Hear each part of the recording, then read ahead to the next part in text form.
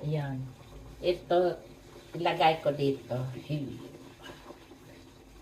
Ayan.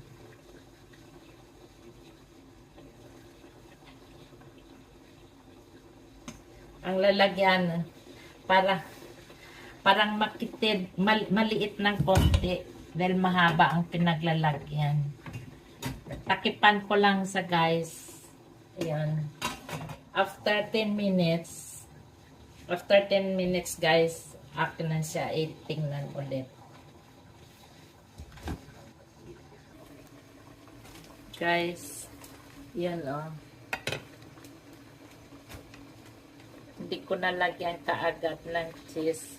Nahuli ang cheese guys. Pasensya na. Yan oh.